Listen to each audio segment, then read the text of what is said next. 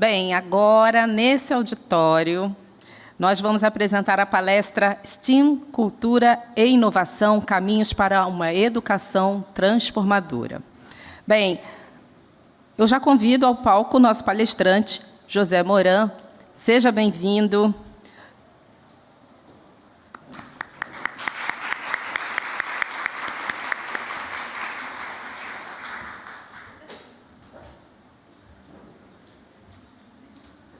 Vou lhe apresentar. Moran é professor, pesquisador e mentor de projetos inovadores em educação, com foco em metodologias ativas, modelos híbridos e tecnologias digitais. Ele foi professor de comunicação na USP e um dos fundadores do projeto Escola do Futuro, que explora transformações educacionais na era digital. Natural da Espanha e naturalizado brasileiro, é autor de obras como A Educação que Desejamos e Metodologias Ativas de Bolso. Atua como conferencista e consultor em programas de ensino híbrido e educação à distância, promovendo uma linguagem mais significativa, centrada no estudante e conectada aos desafios contemporâneos. Mais uma vez, seja bem-vindo, fique à vontade. Não sei se prefere usar aqui. Obrigado. Tem passador de slides? Tem passador de slides. Olá a todos. Muito bom estar com vocês aqui, conversando sobre poucos caminhos para uma educação que nós pretendemos que seja inovadora, significativa. E lidar com educação é um novelo que nunca terminamos de desembrulhar, porque você vai agregando camadas ou descobrindo camadas, e quando resolve um problema aparece outro, quando você domina uma tecnologia vem outra, e quando você muda de escola, você muda também de mundo.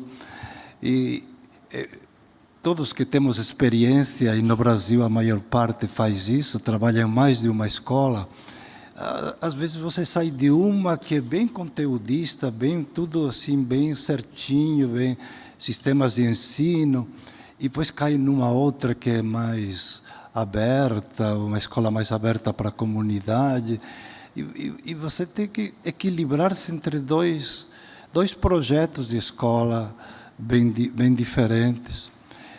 Nós temos também algo que achávamos que já tínhamos resolvido por ter tido Paulo Freire e tantos educadores que nos ajudaram a pensar numa escola mais libertadora das pessoas, e de repente vemos que tem muita gente hoje com outros modelos de escola mais autoritários, escolas cívico-militares, escolas, enfim, não quero entrar em quais modelos de escolas, mas temos projetos de escola diferentes, e dependendo para quem estamos falando, cada um entende coisas diferentes de escola. Então, o lugar onde eu me situo é nesta linha humanista primeiro. Minha formação foi humanista, religiosa católica, os padres jesuítas, eu tive toda essa formação.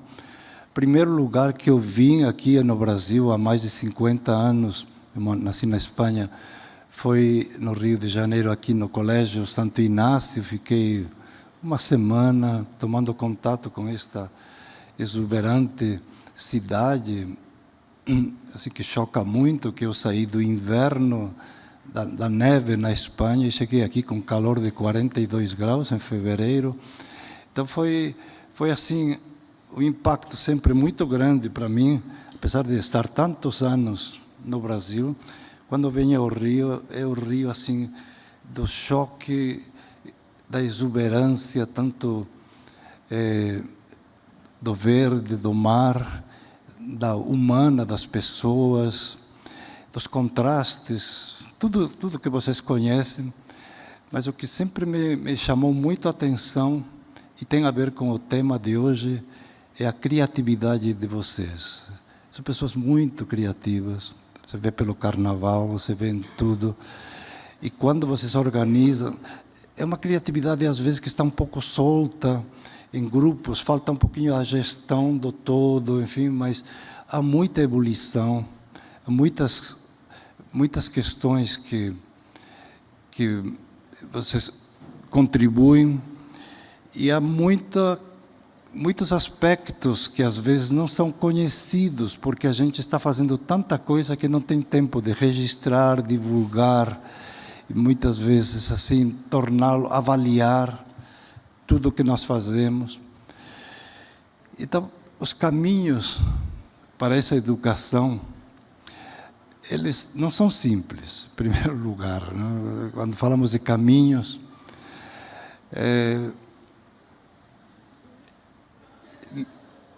e o SESI me pediu que eu focasse em 3 aspectos desses caminhos. O STEAM, toda a relação de escola, cultura escolar e a cultura local e a cultura regional e a cultura digital, enfim, e inovação. Então, tentar, um pouco nesses primeiros minutos, ver o que eu posso falar para vocês que traga algo, uma contribuição àquilo que vocês já sabem, né?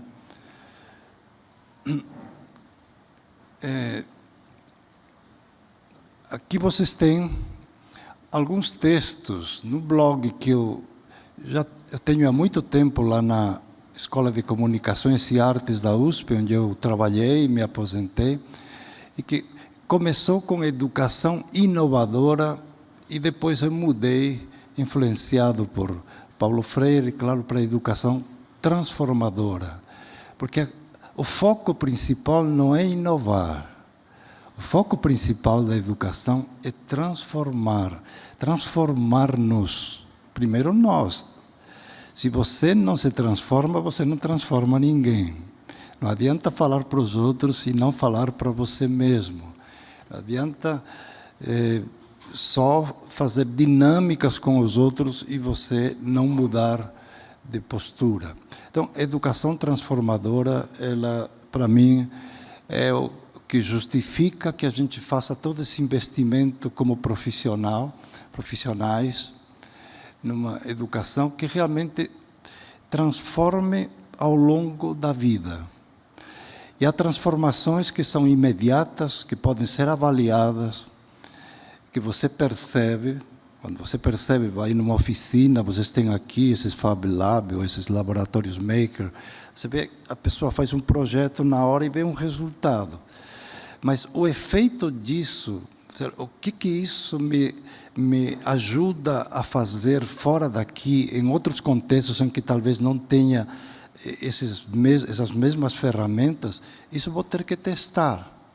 E há certas dimensões em que você percebe como resultado, muito depois, o impacto do que está se fazendo.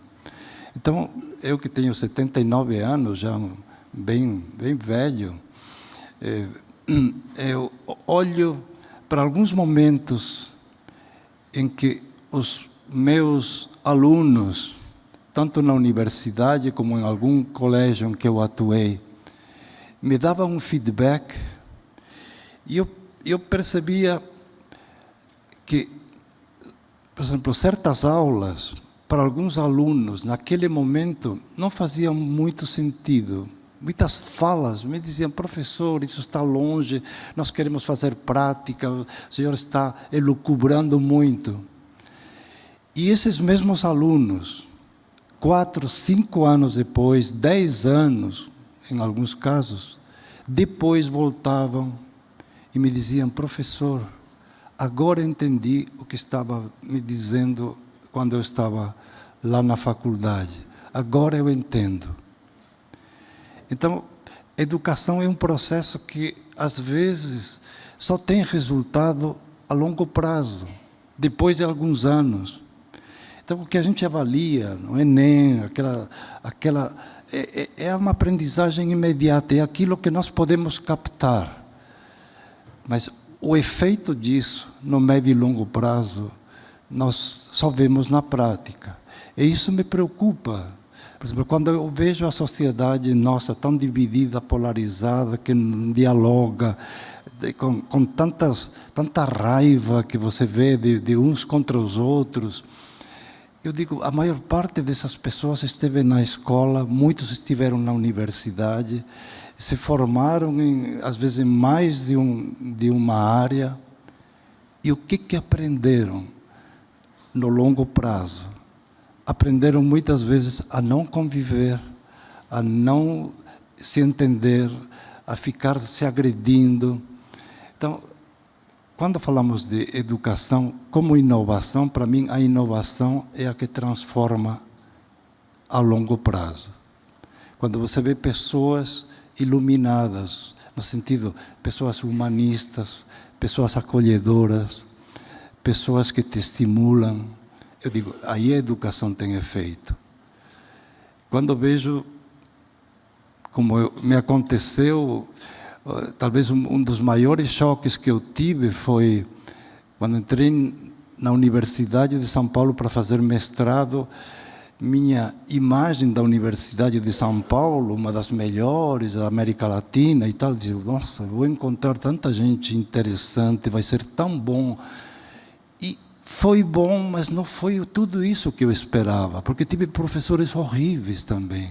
Tive gente assim, às vezes era bom intelectualmente, mas era um lixo do ponto de vista humano, era uma pessoa invejosa, não sabia colaborar. E outros eram assim, extremamente brilhantes, mas faltava às vezes empatia, enfim, coisas que são óbvias. Então, eu me frustrei um pouco entre o descompasso, entre o lado, às vezes, intelectual, muito desenvolvido, e toda a dimensão humana, vivencial, de valores vividos, valores que você... Então, é um pouco por aí que eu tento sempre olhar para algo que parece tão óbvio, que a educação transforma, mas ao mesmo tempo que não é fácil, não é trivial. Então, alguns temas agora, bem mais ligados a esse mundo da inteligência artificial, que todo mundo está acompanhando e tentando entender os prós e contras. Mas, enfim, as mudanças profundas com a IA nos próximos anos. Por exemplo, vocês podem ver alguns textos, alguns materiais, enfim, são reflexões em aberto, mas me parece que tem a ver um pouco com o tema de entender a cultura digital num mundo que está sendo muito pressionado por todos esses avanços tecnológicos fantásticos que eu, quando era pequeno, jamais teria imaginado que eu viveria ao longo da minha vida. Eu vim do mundo analógico e aos poucos fui chegando para o digital. Nunca vou ser igual ao meu neto, sei lá, minha neta de 4 anos, que ela tem já outro neto que tenho de 14 anos. Meu Deus, eles têm uma outra relação com o mundo da tecnologia, mas eles têm problemas sérios também para conviver no sentido profundo, para transformar-se nesse diálogo com a tecnologia, porque é muito fácil ficar preso nas armadilhas desse mundo digital, ficar assim, um pouco refém. E eu vejo muita gente dominando, mas dependendo. E uma das nossas propostas na educação é de transformar-nos em pessoas livres, em pessoas que usemos tudo isso ao nosso favor e não para ficarmos presos, né? Eu também fiz uma experiência com um colega que entende mais de programação do que eu, eu disse, olha, eu gostaria de colocar meus materiais aí dentro do Chat GPT ou uma IA. E aí ele me ajudou a fazer uma IA com a qual as pessoas conversam. Então, conversam comigo sem eu saber. Mas é muito interessante olhar o que as pessoas conversam, porque é claro que aqui eu só falo dos meus textos, aquilo que eu escrevi, mas as pessoas me perguntam sobre tudo. Como eu faço um planejamento para uma aula de biologia do 6º ano.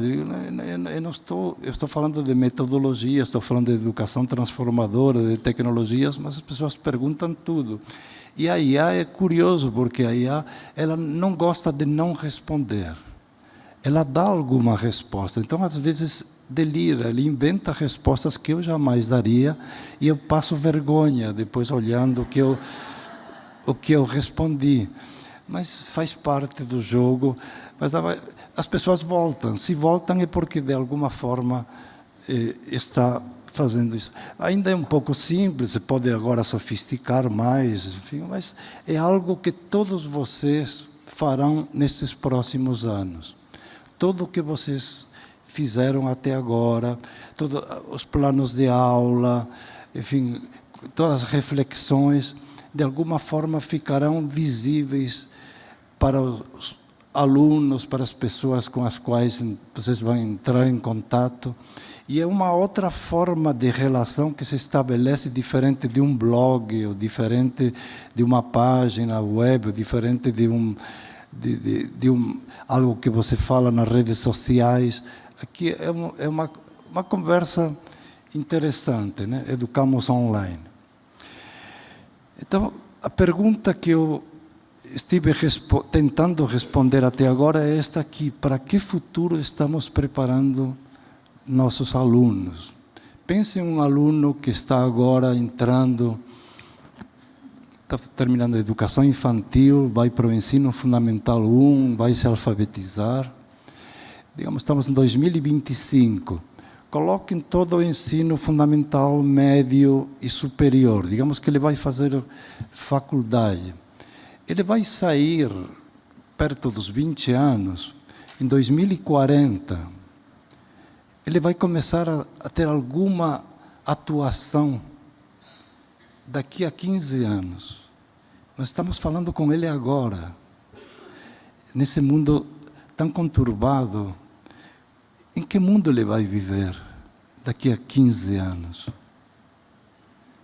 Então, temos que prepará-lo para esse mundo que vai ser muito mais complexo. Espero que exista, espero que a gente não destrua esse mundo antes.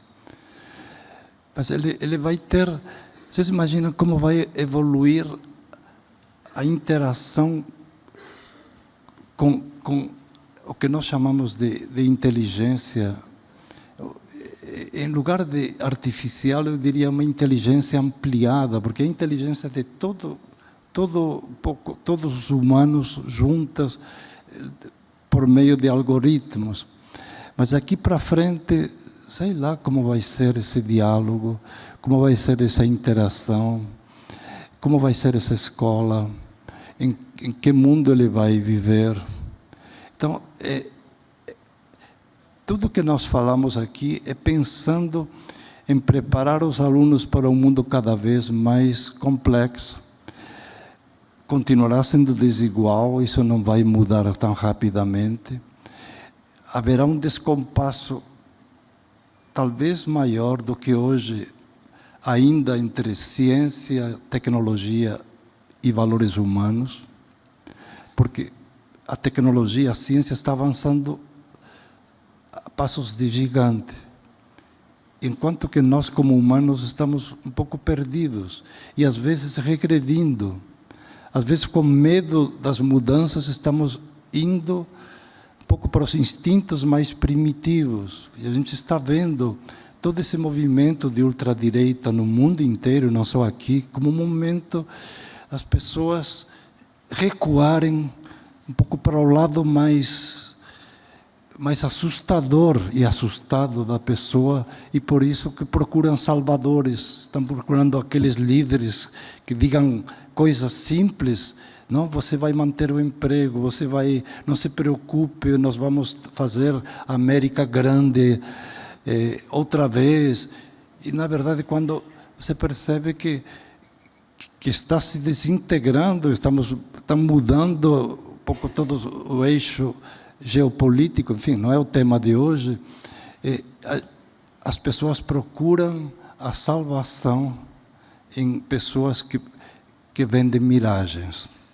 Então, por isso estou falando que educar dentro, nós temos que educar para valores humanos, para acompanhar esse mundo, para dar-nos as mãos, para sermos mais solidários, para aprender entre todos. E isso justifica o STEAM.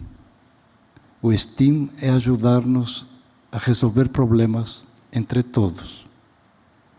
E acho que isso faz com que a escola tenha um sentido enorme quando trabalha com projetos que resolvem problemas e o fazem em conjunto. Então, esse é o primeiro tema.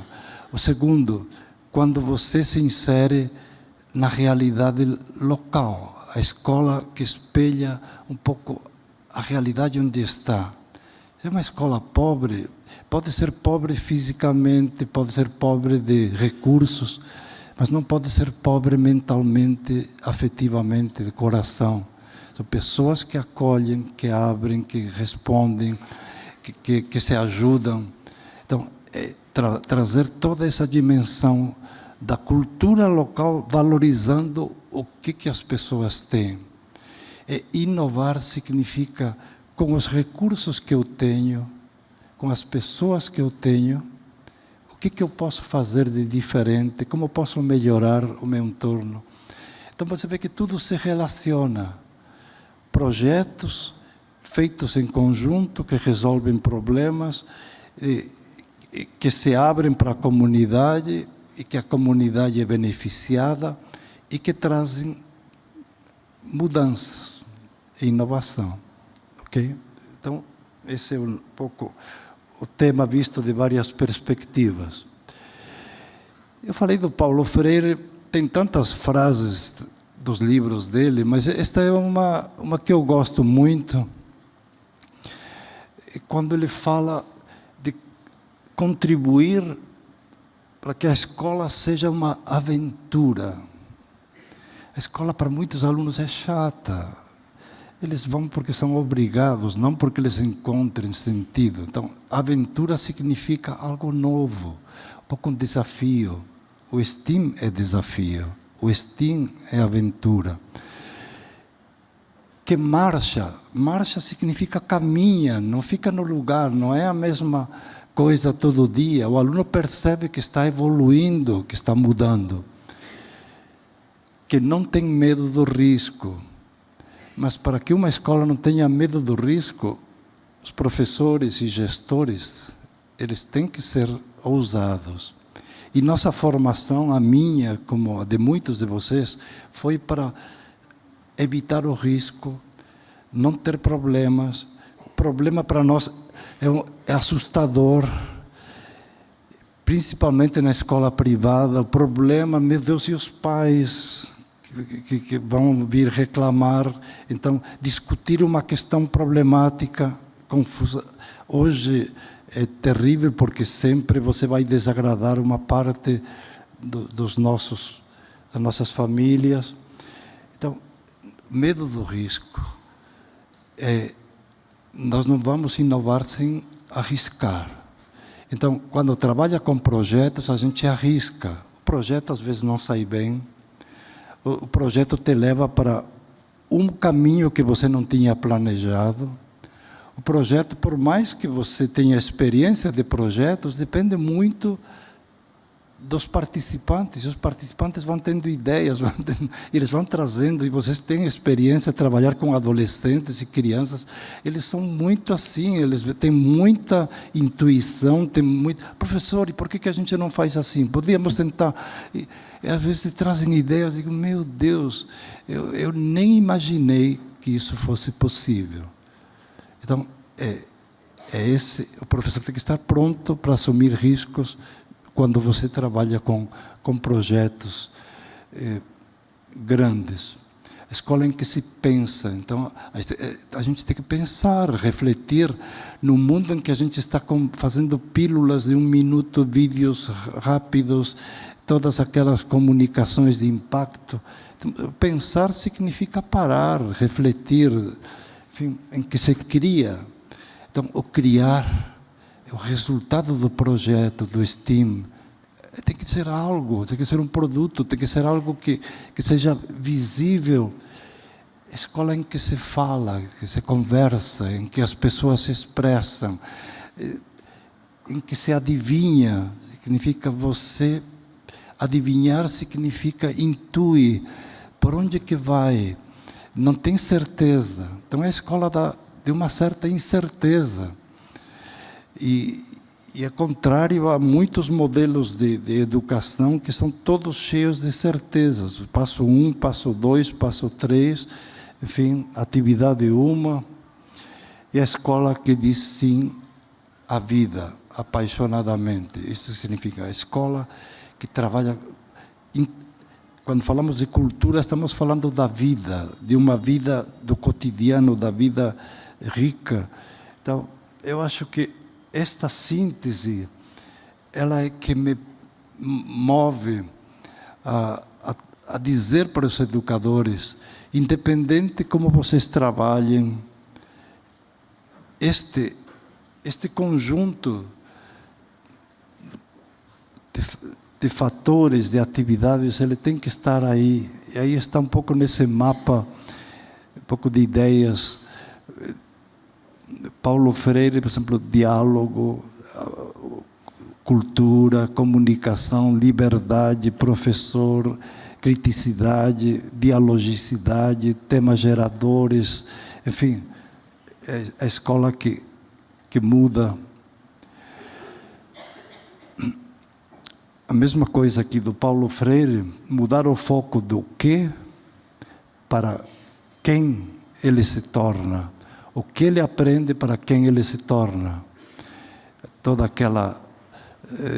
várias formas que o Paulo Freire falou de transformar pessoas que transformem o mundo. Quer dizer, a educação não transforma o mundo, mas transforma pessoas que elas transformam o mundo. Então, essa ideia da transformação, onde o aluno ele adquire autonomia, protagonismo, pensamento crítico.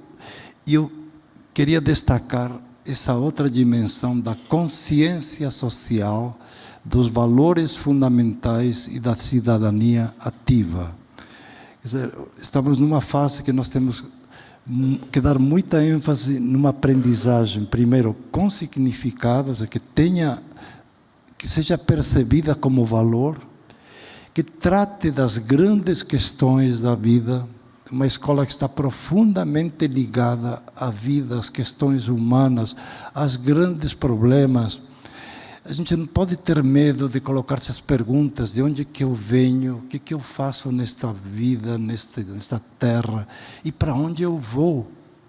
Se eu vou, mas tenho que colocar-me essa questão, não só os colégios católicos ou cristãos ou religiosos têm que colocar essa pergunta. Escola pública também não tem que dar uma única resposta, não tem que escolher um lado, mas tem que colocar essas perguntas porque as pessoas fazem, porque as crianças têm essa pergunta dentro deles. Então a escola não pode fugir das grandes perguntas, mesmo que as respostas sejam complicadas, e a gente sabe que é. Por que a gente não trabalha muito valores? Porque eles não são unívocos. Nós temos muitas visões diferentes. Por que não trabalhamos com a questão do sentido da vida? Porque tem várias visões. Uns falam que tudo acaba, outros falam que continua. Você tem depoimentos.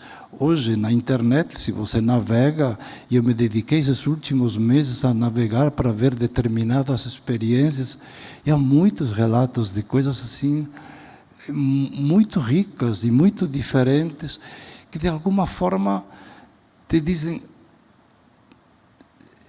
algo. O que é, cada um o diz de uma forma, mas isso tem que ser trazido concretamente também como as questões da vida conectada aos desafios da comunidade e do mundo. Então, uma escola que realmente dialoga com o mundo.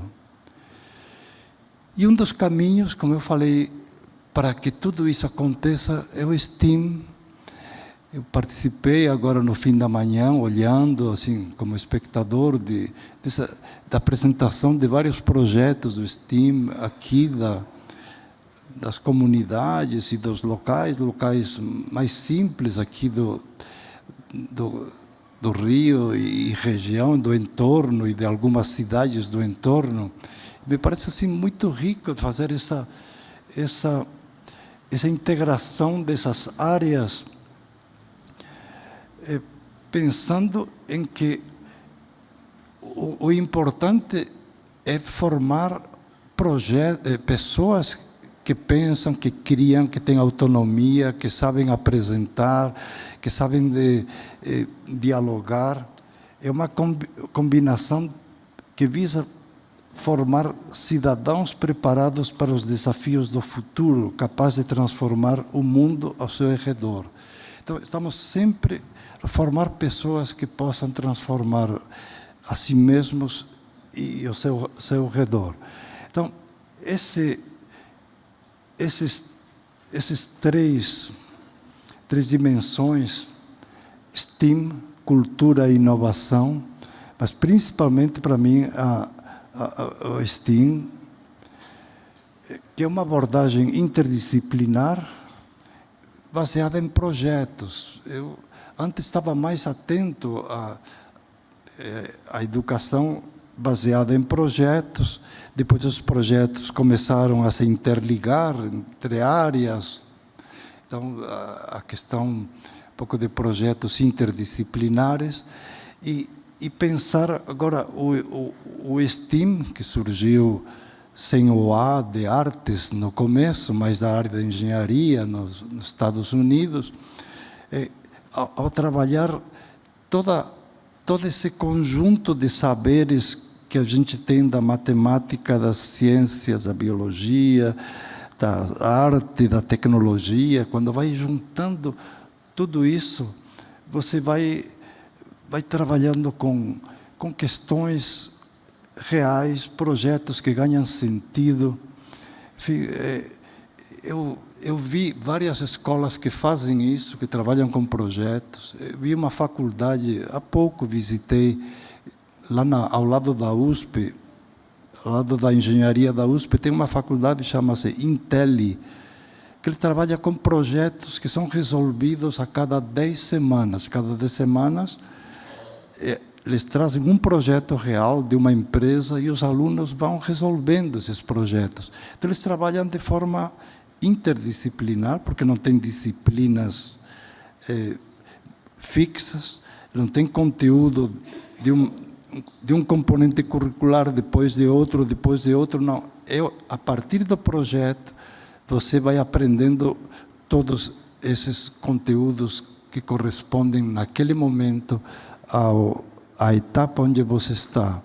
E eles passam assim 4 anos desenvolvendo projetos que resolvem problemas reais, e são projetos em que os professores trabalham de uma forma conjunta. Então, os professores têm que se entender, conversar, planejar e integrar. Então, eu acho que esse é o sentido um pouco dessa colaboração. Eu queria, porque é uma fala meio rápida, não posso aprofundar cada tema. Esses projetos também têm que estar ligados um pouco ao mundo onde a escola está, e a maior parte das escolas estão em lugares pobres no Brasil. Mas a escola é um espaço de construção cultural. Então, tem a cultura escolar. Então, a cultura é um objeto de ensino quanto um elemento constitutivo do próprio ambiente escolar. Ela faz uma ponte entre o indivíduo e a sociedade, entre o presente e o futuro. Mas cada escola, além de colocar a cultura como objeto de análise, ela está inserida em um território cultural e tem sua cultura específica. Então, tem escolas, por exemplo, escolas da prefeitura. Às vezes você vê a mesma escola com professores que têm mesmo salário, mesma diretriz, com a mesma secretaria, enfim, tudo isso. Escolas que estão em territórios próximos e que são muito diferentes uma das outras, porque além do território onde ela está, ela tem também a gestão. Às vezes basta ter um gestor pouco diferenciado para que a escola seja completamente diferente da anterior. Você tem numa escola um gestor burocrático e um gestor inovador, você tem duas escolas ao lado, pertencendo ao mesmo município, com o mesmo secretário e a mesma diretriz. Então, essa questão da cultura é interessante, e pensando a escola cada vez mais integrada com a comunidade, com a cidade, com o mundo. Eu queria que vocês acompanhassem, não sei se conhecem esta experiência, porque é o que eu senti que podia trazer como contribuição para a riqueza cultural que vocês têm. Vocês têm muitos projetos, mas falta o que eu chamaria articulação. E eu vou trazer uma experiência, claro, de uma região menor que o estado do Rio, o estado de São Paulo, que é a Catalunha, cuja capital principal é Barcelona. Lá perto da França, lá no Mediterrâneo, no lado leste da Espanha. Eles juntaram nesse projeto Educação 360, primeiro o poder público municipal, o estadual, de toda a região das 4 províncias da Catalunha. Então, os municípios, eles são gestores um pouco das oportunidades de aprender. Então, as escolas, elas estão abertas para aprender o ano inteiro, mesmo em período de férias, com projetos que validam as competências e servem, dependendo dos projetos, para você melhorar seu nível de avaliação que teve durante o ano letivo. E tem toda uma integração. Há um levantamento primeiro dos equipamentos culturais de cada município, o que cada município, cada cidade pequena oferece para a escola. Onde que se pode aprender além da escola?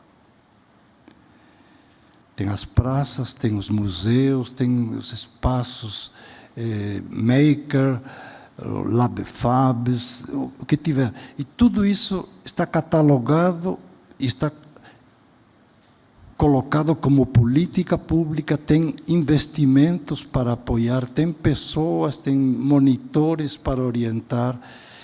E o planejamento das escolas, principalmente públicas, é voltado para os mais necessitados, que lá também tem, para que eles tenham acesso àquilo que a classe média alta tem nas escolas particulares. Então, inteligência artificial, os melhores projetos, você tem que levá-los aos mais pobres também, aqueles que não podem pagar por isso. Então, eles estão fazendo toda essa ponte. articulando universidades, municípios, em um projeto que é de inclusão cultural, educacional. Então, quando pensamos a cultura, e o SESI tem uma grande cultura, todo o DNA do SESI, vocês têm uma experiência grande como cultura, vocês são uma organização que faz isso muito bem. Agora, além de vocês, há todo o poder local dos municípios, as universidades que muitas vezes estão um pouquinho longe desta realidade concreta, os espaços. Então, as chamadas cidades educadoras, elas já vêm desde a década de 90 do século passado, trazendo um pouco esse mapeamento, essa junção de espaços para que a escola um pouco se amplie, uma escola que se abre de forma organizada, sistemática, etc. Então, por exemplo, agora na Catalunha, nesse momento, são férias escolares, porque lá é verão. E eles têm uma série de iniciativas, de acampamentos, tudo previsto já antes, para que os alunos encontrem o que fazer no verão e aproveitá-lo de uma forma criativa, interessante, produtiva, e desenvolvendo projetos legais para o desenvolvimento pessoal e para a melhoria do entorno. Então, é um tipo de... E eles também têm toda uma política de interferir no legislativo, lado estadual, para melhorar a escola, melhorar as leis. Então, fruto desse movimento de base da comunidade. Então, é uma articulação muito interessante. Eu acho que é um projeto que a gente teria que começar a pensar aqui, como fazemos uma gestão que não seja só... Porque aqui o Estado faz seus projetos, o município faz seus projetos, o SESI faz seus projetos, cada um faz, é verdade, mas há pouca articulação entre todos. E às vezes estamos quase que replicando coisas que poderiam estar muito mais interligadas. É esta contribuição que eu posso trazer dessa experiência, que ela é muito rica, muito útil para a gente aprender. O outro pé, que é da inovação, que eu já falei alguma coisa, é trazer um pouco novas ideias, métodos, tecnologias, práticas, para melhorar o processo de ensino e aprendizagem. Eu queria trazer algo de inovação de 100 anos atrás. Você, puxa, 100 anos atrás estavam inovando. Olhem Freinet. Ele morreu em 66, também não é assim. Mas há 100 anos já, ele desenhou toda uma série de atividades a partir da experiência de professor rural lá no sul da França, no interior lá do sul da França. Ele fazia muito essas aulas passeio, os alunos saindo, estudo do meio, o registro das experiências em fichas, contar histórias, o que você viu, a narrativa, isso já fazia há muito tempo, registrada. Depois ele fez o jornal escolar, que era a mídia que tinha na época, os alunos faziam jornal, e ele trocava esses jornais entre as escolas. Incentivava também os murais, os alunos escreviam nesses murais, não era só o professor. Incentivava a autoavaliação com o registro e correção das atividades feitas pelos próprios alunos. Trabalhava em grupos com diferentes propostas de trabalho. E também ele fazia o livro da vida, um caderno de registro da caminhada do aluno ao longo do ano, uma espécie de portfólio escrito. Então a gente tem que olhar às vezes, pensar que quando a gente está fazendo um projeto, parece que estamos inventando tudo do zero, estamos inovando. Olha para trás, tem muita gente que inovou, ele, Montessori, tanta gente assim já fez coisas assim, muito interessantes que podem servir-nos para o que nós estamos fazendo hoje. Opa, perdão, eu estava apertando errado. Aqui, fiquei muito impactado por uma palestra de uma CEO, uma diretora de um conjunto de escolas públicas da Califórnia e do estado de Washington, há 10 ou 11 anos atrás, foi em 2014, 11 anos.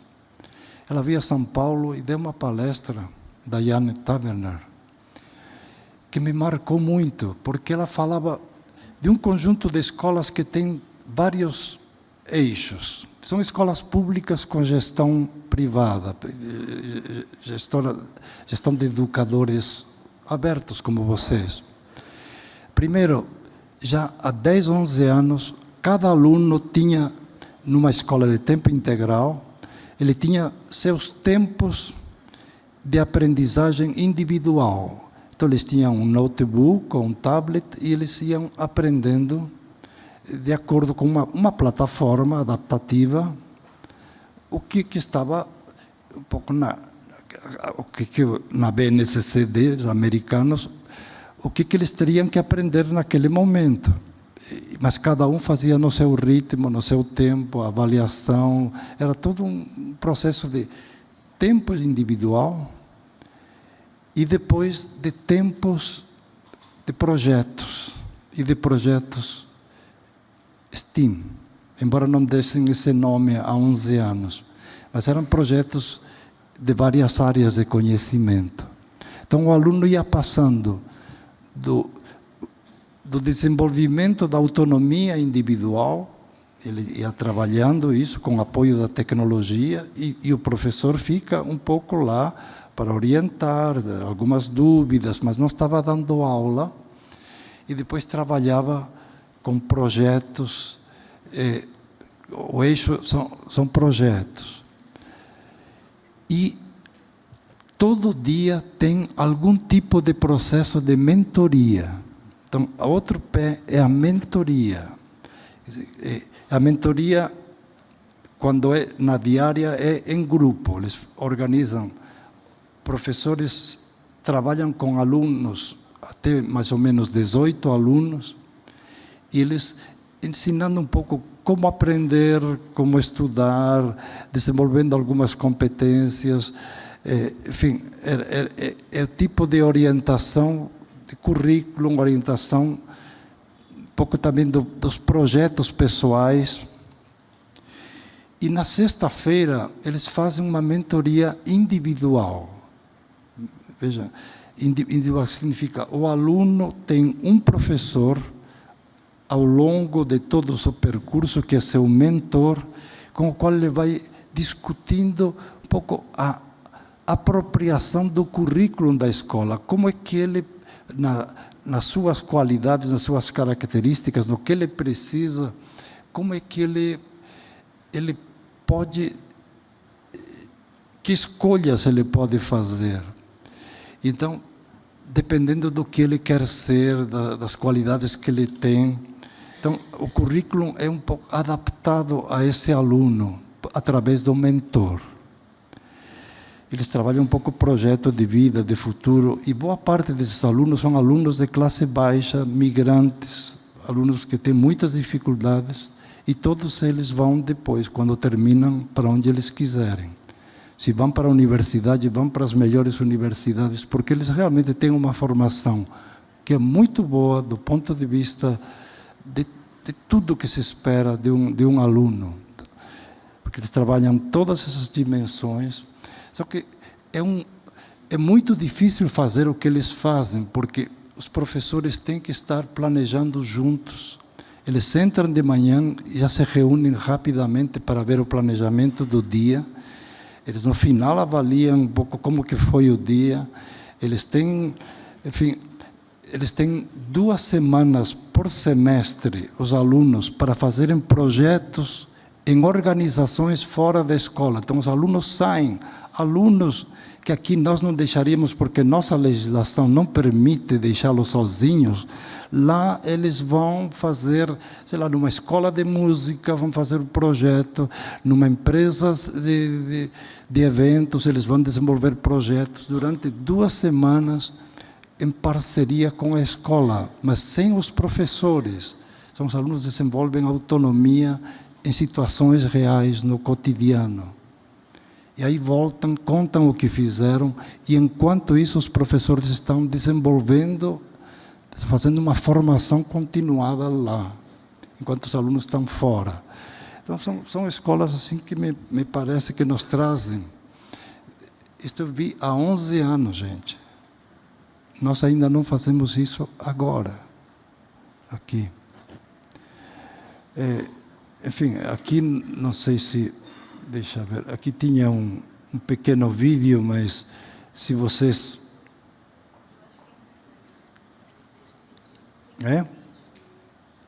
Não sei se dá para passar aqui. É bem um vídeo também feito há vários anos, está aí no YouTube há muito tempo, mas é um pouco essa escola, é um pouco do clima que eu falava de... Há 11 anos, vejam as tecnologias que já tinham, o espaço escolar muito com alunos para trabalhar em grupos, individualmente, enfim, saber que são coisas, o aluno trabalhando junto com aqui quando estão individualmente desenvolvendo suas metas, e aí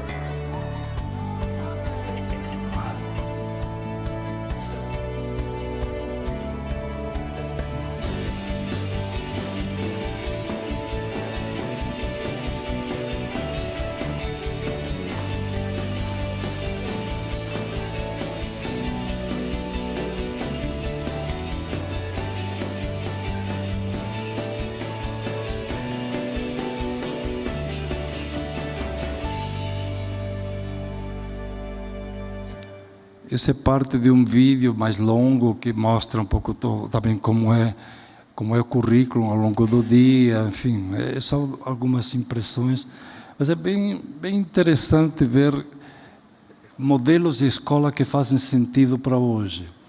Não tenho muito tempo, não sei quanto eu tenho ainda vindo,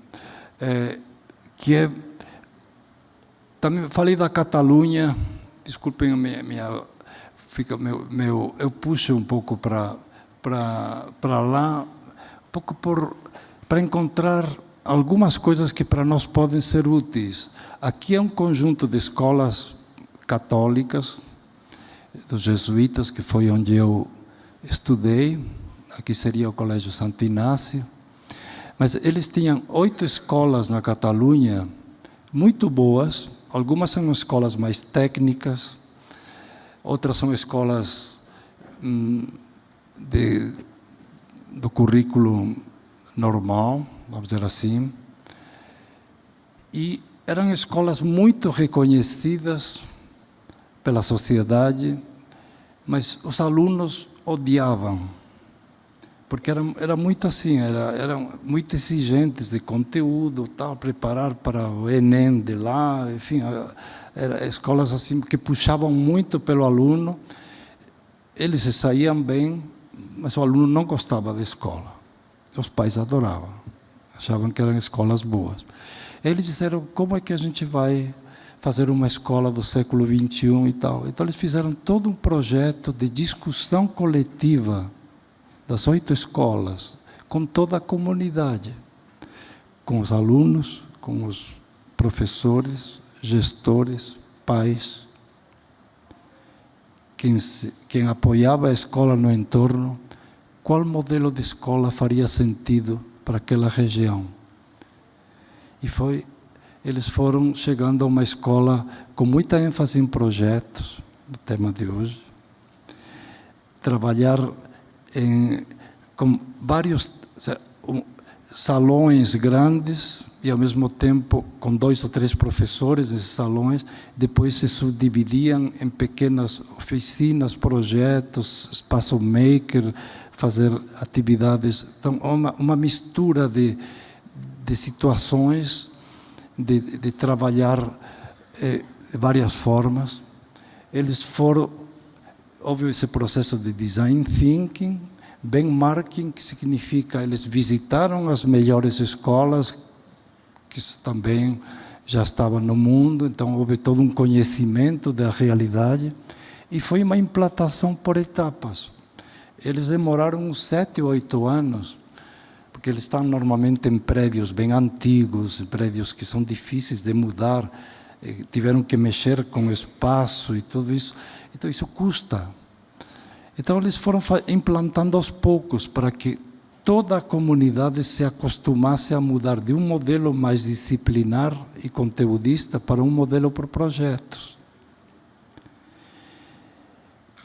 E vai esse modelo que, a partir de 2020, portanto faz 5 anos, ele continua. Enfim, ele vai sendo sempre refinado, avaliado, mas ela tem projetos, ela tem uma inserção na cultura, ela tem inovação, ok? Aqui eu queria trazer uma escola que nos desafia. Sempre que aparece, quando vocês vejam matéria sobre são 4 escolas americanas chamadas Alfa. Todas as matérias feitas por educadores são críticas desta escola. E eu diria, vamos com calma. O que esta escola está fazendo? São escolas de elite, de classe média alta, então, mas estou olhando um pouco o que eles estão propondo. São escolas que têm condições de ter, cada aluno tem seu computador, tem uma boa internet, tem plataformas com inteligência artificial, e eles dividem, são escolas de tempo integral, eles dividem o dia em 2 partes. Uma parte dedicada ao que nós chamamos de currículo formal. Conteúdo. Que temas a gente vai trabalhar em matemática, em ciências? E o que é conteúdo curricular?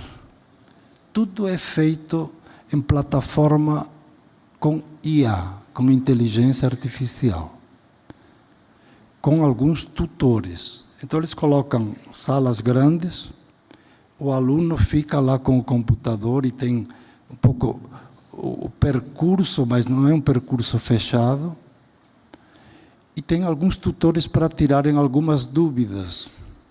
Mas eles estudam, depois que o aluno já é alfabetizado, claro que tem a fase de educação infantil, os primeiros anos do fundamental é diferente, com professores, se preparam tal, mas depois que o aluno chega, seria no Fundamental 2, no ensino médio, e aqui é mais no ensino médio, eles primeiro trabalham as matérias básicas, 2 horas, os alunos trabalham com a IA. E o restante do dia, que são maior número de horas, eles vão trabalhar com projetos reais, com projetos em que eles desenvolvem as competências, eles vão aplicar o conteúdo em situações práticas. Então, aí entram os professores. Então, o professor não é para ensinar matemática, para isso você tem hoje professores virtuais. Mas para aplicá-la na vida real, em situações concretas, através de projetos. Aí você coloca o professor. E eu me pergunto, pensando em inovação, pensando nos próximos anos, pensando nas escolas que têm, como as de vocês, do SESI, que já tem um pouco mais de infraestrutura, se a gente não deveria usar mais tempo do trabalho do professor nas situações que exijam mais criatividade, desenvolvimento de situações mais complexas, do que propriamente ensinar os conceitos básicos. Conceito básico, você tem hoje tutor que fala, que interage, que tal. Eventualmente, se há algum problema, tem um professor, alguém te ajudando, mas hoje eu dialogo, e não sei se vocês têm a mesma experiência, eu pego o celular aqui, eu entro, digo, eu quero conversar em inglês ou em espanhol, depende da língua, sobre tal assunto, e eu converso com bastante naturalidade através de inteligência artificial, tiro dúvidas, etc.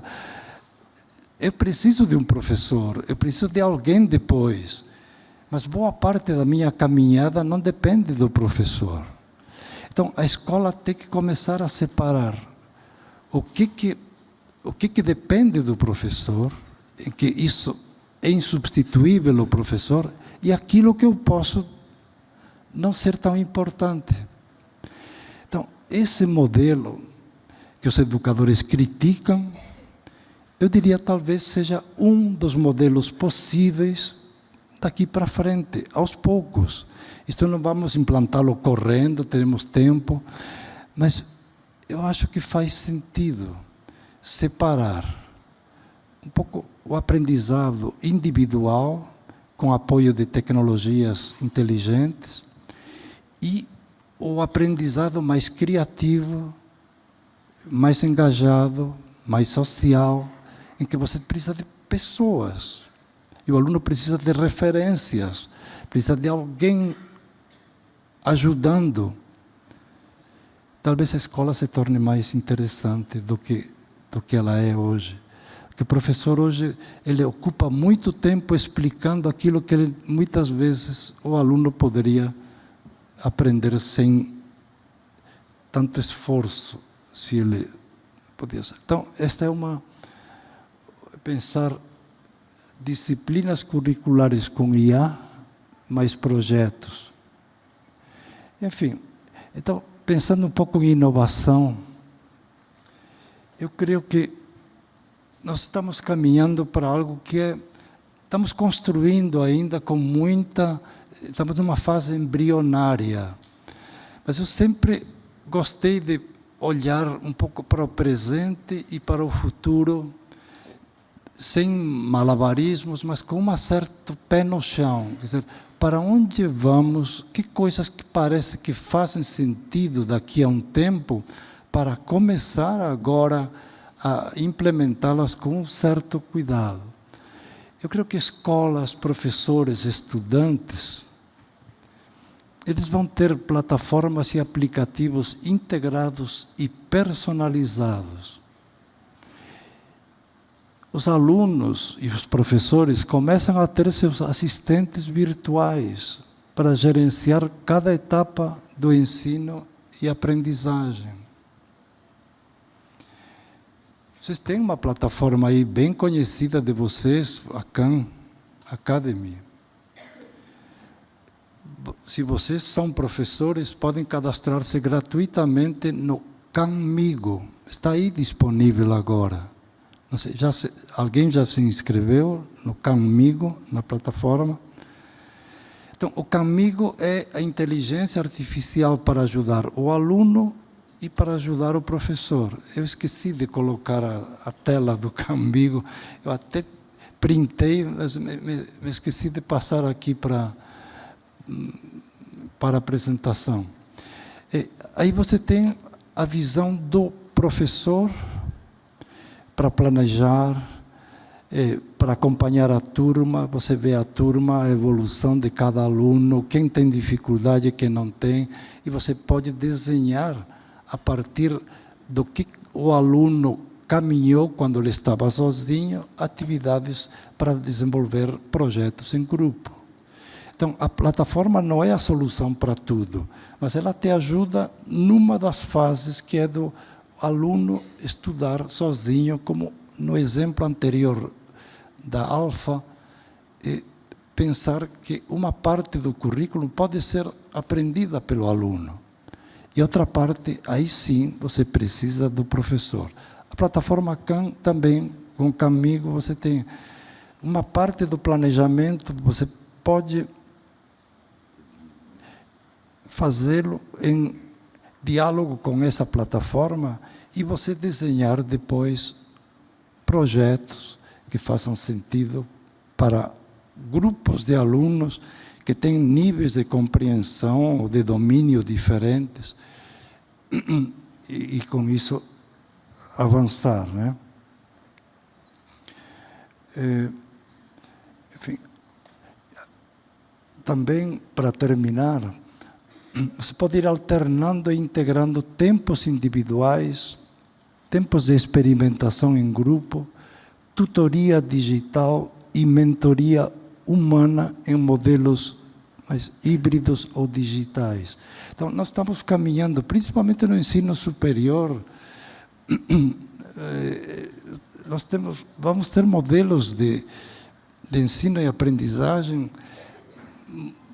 estou falando nos próximos anos, muito diferentes daqueles modelos que, por exemplo, o MEC definiu agora, presencial até 70% em sala de aula, semipresencial 25% em sala de aula, 25% online com mediação.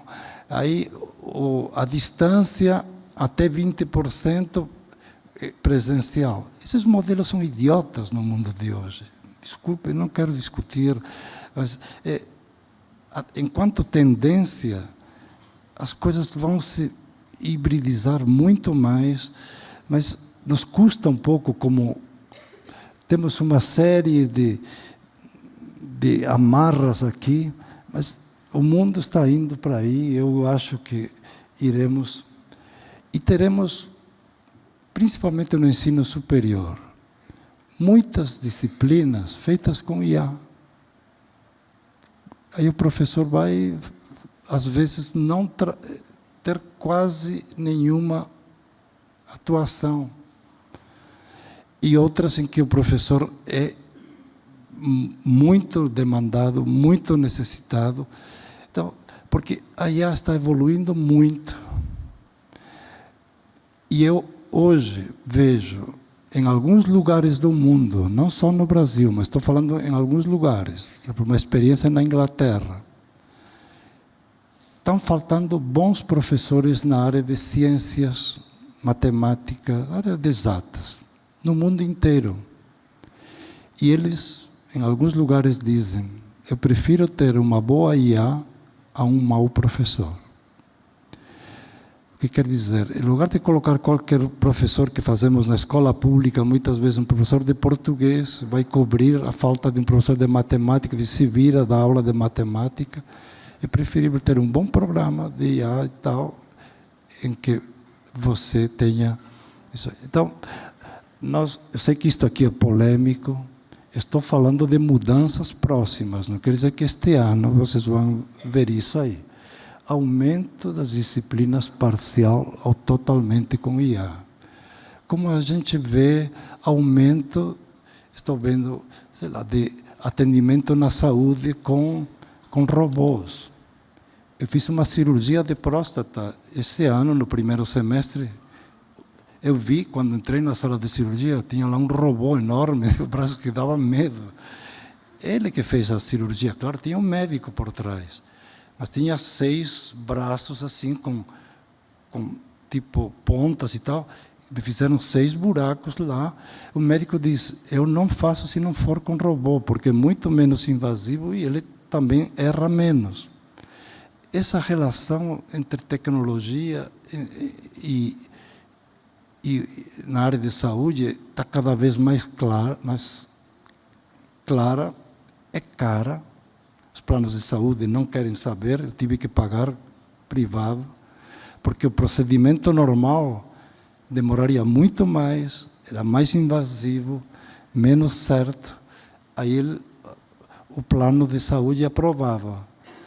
Mas o médico não queria fazer, só queria fazer com robô, tive que pagar. Na China, temos hospitais quase sem médicos, só com alguns médicos, a maior parte robôs. Para nós, isso está longe, estamos falando de SUS, estamos falando de 1000 problemas que nós temos aqui para resolver, mas estamos falando de tendências que vão impactar também a educação. Então, pensando em como avança tudo isso, nesses próximos anos, temos que preparar-nos para uma mudança muito profunda de mentalidade, abertura para possibilidades, de teste do que é melhor, porque o que interessa é que o aluno aprenda de verdade, aprenda em profundidade, aprenda ao longo da vida. Então, essa junção da criatividade humana, do lado da empatia, com a junção da tecnologia, eu creio que é inevitável, como em qualquer área que nós vamos ter no cotidiano. E penso, olhando assim como uma metáfora que eu vi de um professor, é que nós temos que desenhar currículos que sejam menos iguais para todos, em que o aluno possa fazer escolhas, em que ele, de alguma forma, vá compondo o seu percurso como um mapa de metrô, ônibus, um mapa aqui do Rio que integre essas várias alternativas de transporte, de alguma forma que se reflitam na educação. Então, esse percurso diferente, às vezes com alunos que escolhem as mesmas áreas, mas com ênfases diferentes.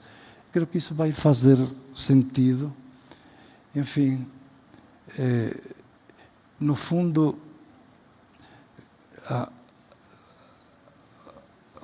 como melhorar a experiência dos alunos, e termino, nós temos que trabalhar toda essa dimensão humana, empatia, conhecê-los, escutativa, acolhê-los, criar vínculos de confiança e afeto.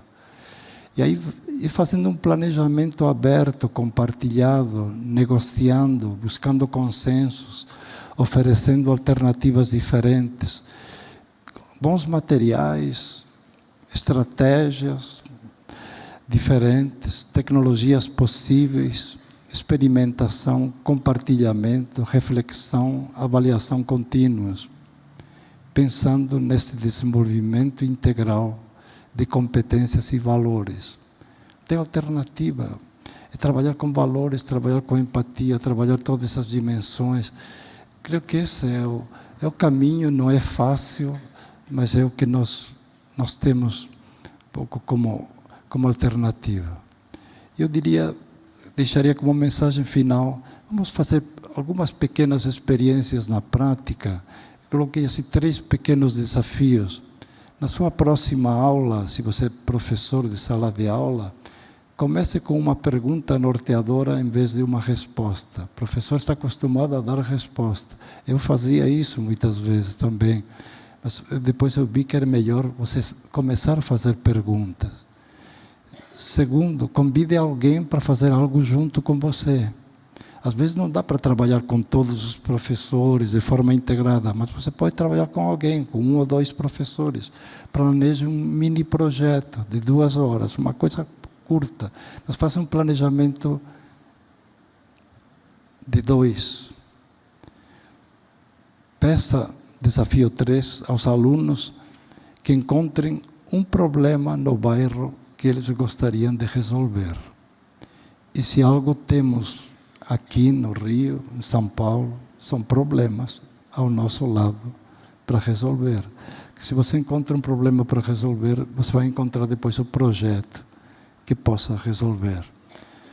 Enfim, aí vocês têm o livro Metodologias Ativas, Educação Híbrida e Digital, que é uma conversa com o João Matar que eu tive o ano passado, falando um pouco desses temas. Aí vocês têm isso aí. E aí tem o blog Educação Transformadora. Ok? Muito obrigado.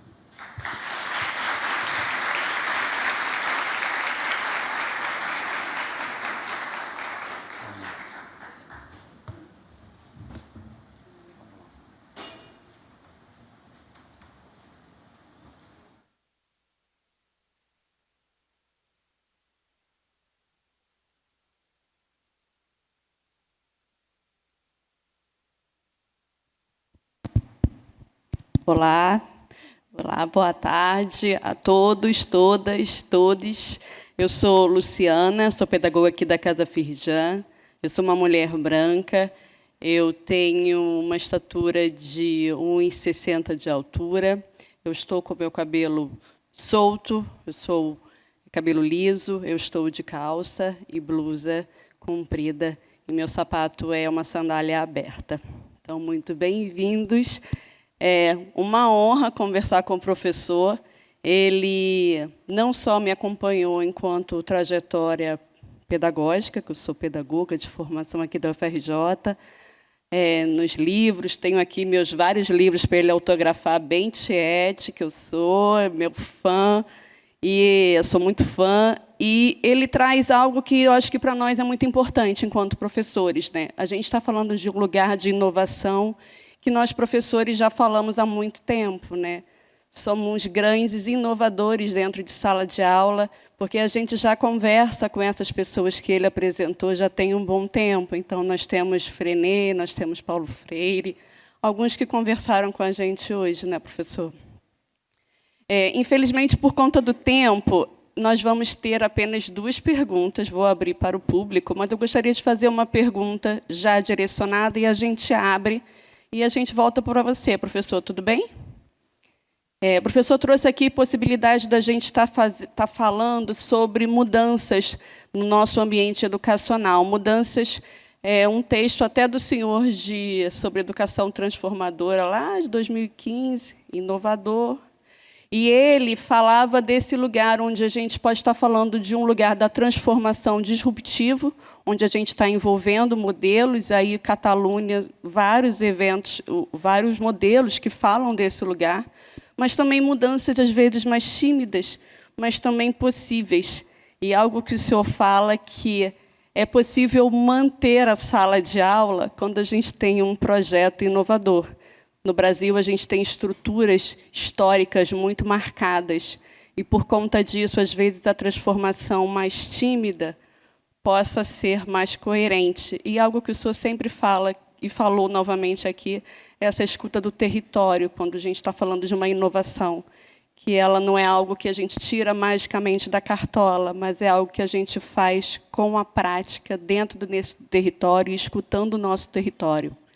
Essa é a minha primeira pergunta, né? Vou abrir agora para o público.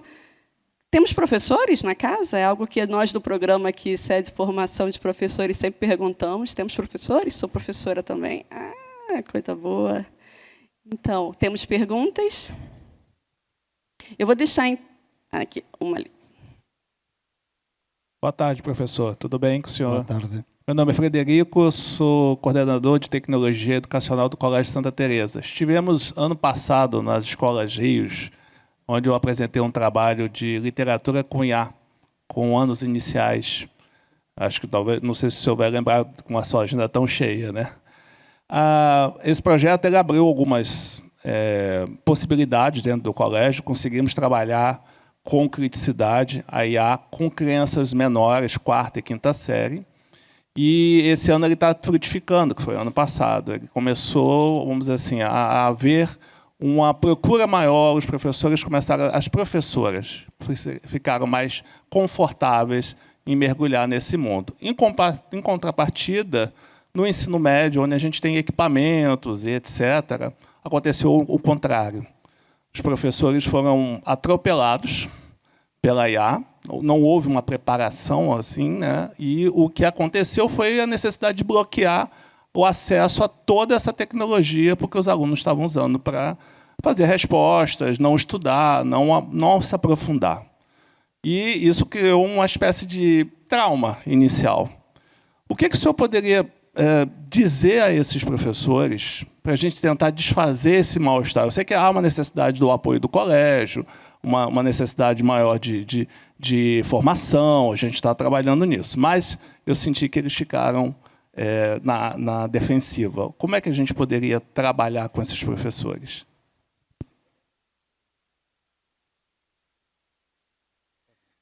Boa tarde, professor. Um prazer muito grande poder assistir uma palestra do senhor. E a minha pergunta tem muito a ver com a pergunta que o companheiro fez, porque, como o senhor falou, os alunos atualmente talvez tenham perdido interesse na sala de aula, porque eles lidam com questões que estão muito fora da realidade da vida deles. Então, o senhor falou também sobre a questão do uso da inteligência artificial para prover algumas respostas. E os alunos, eles, como o companheiro falou, estão usando, né? Então, o fato, por exemplo, no Brasil também a gente, nas salas, ter essa proibição do uso dos celulares tem desinteressado também os alunos. Então, o que o senhor acha que a gente pode fazer para que os alunos eles possam voltar a se interessar e fazer o uso dessas tecnologias, tanto os professores quanto os alunos, mas de uma forma crítica, para que realmente possa ser proveitoso? Bom, são 3 questões. Primeiro, pequenas mudanças. Como trabalhar o ensino médio sempre é uma área, é uma etapa complicada, porque sempre estamos preocupados com o resultado, enfim, simulados, ir para e os alunos, eles têm eles vêm muito no entendimento de resolver rapidamente os problemas. Eles se ajudam a fazer essas soluções mais fáceis. Tenho assim algumas crianças que estão no ensino médio, que conheço, alguns alunos. Eles melhoraram muito as notas na escola. Aí eu falo com o aluno, ele diz: não, eu só uso IA, uso ChatGPT o tempo todo. A escola proíbe, mas eu uso o tempo todo e eu vejo que para mim é ótimo, eu melhoro. Mas é um uso assim, digamos, um pouco enganador, porque você pode parecer que sabe, fingir que sabe, até ter bons resultados sem aprender de verdade. Então, para nós é um desafio como fazer esse processo que você diz, que às vezes a gente implementa de mau jeito, ou proibindo, ou fazendo assim sem a preparação devida. E temos que estar atentos primeiro temos que conhecer, nós como professores, um pouco experimentar como alunos o que você pode fazer, porque realmente eu vi uma vez, assim, preparei uma aula sobre um tema praticamente que eu não conhecia, que parecia que eu dominava. Porque se você sabe fazer as perguntas certas e você sabe usar os recursos, ele fica uma coisa assim bem elaborada. E hoje você pode ir tanto dos temas, você pode ver as fontes confiáveis sobre isso, as pesquisas mais avançadas sobre um assunto, fazer um vídeo sobre aquilo para colocar lá para os alunos. Então, dominar esse processo para você ver como usar em sala de aula de uma forma que seja para ajudar e não para livrar-se de uma tarefa, é um desafio grande. Se o aluno não vê sentido no que a gente está fazendo, ele vai usar a IA para livrar-se das tarefas. Se ele vê sentido, é porque nós estamos realmente colocando questões importantes.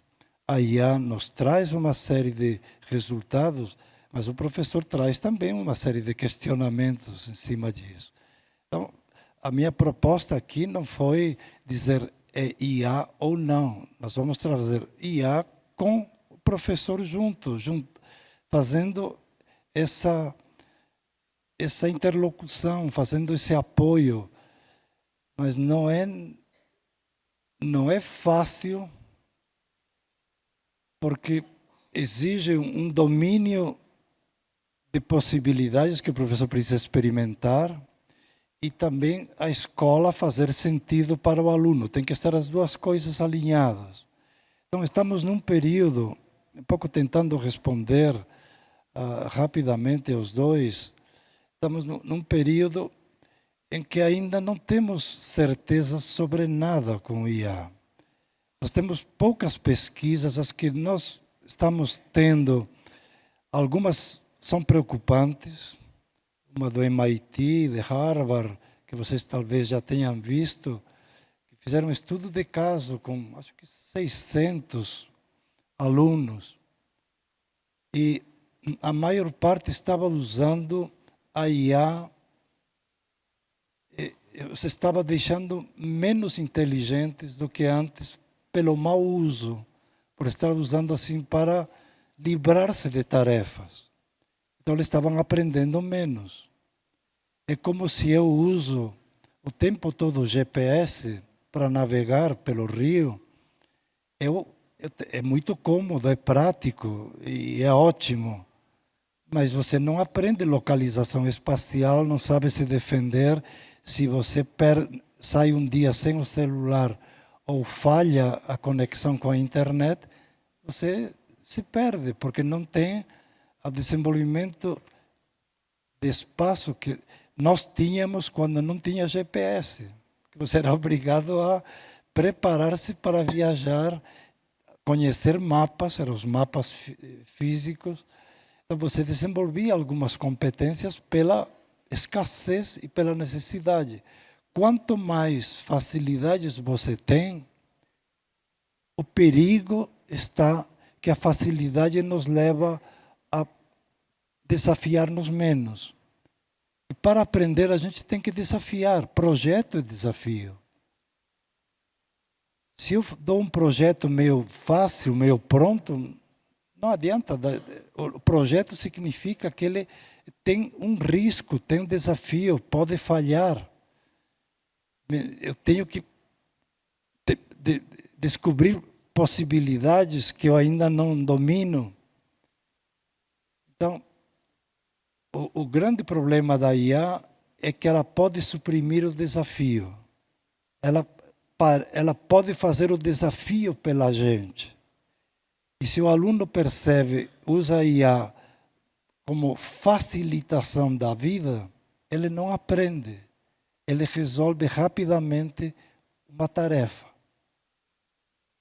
E ao aprender é um processo complexo, de ir do simples ao mais complexo, e significa incerteza, significa tentativa e erro, significa muito. Então, a IA nos pode ajudar. Hoje estamos um pouco supervalorizando a IA demais, estamos um pouco deslumbrados com ela. E para nós, professores, é um desafio, porque temos que ser muito bons para competir com alguém em quem algumas coisas é infinitamente superior a mim. Eu não consigo fazer um resumo de um livro em 3 segundos. Você coloca um livro lá, aí ele faz um resumo das principais ideias. Eu quero as 10 principais ideias deste livro. Em 3 segundos ele faz.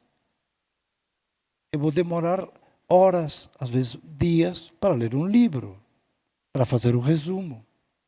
Então, em tudo que é rápido, não dá para competir. Agora, para entendimento complexo, para desenvolver questões contextuais, para aplicar isso aqui onde você vive, isso você vai fazer melhor que a IA. Então, vamos juntar as duas coisas. Temos que dizer para os alunos por que a IA nos ajuda, onde nos ajuda e onde não nos ajuda. A formação crítica, né, professor, que também é muito importante. Bem, infelizmente, nosso tempo está esgotado, zerado ali na tela. Muito obrigada. Obrigada, professor. Obrigado a vocês. Obrigada. Obrigado. Parabéns pela excelente palestra.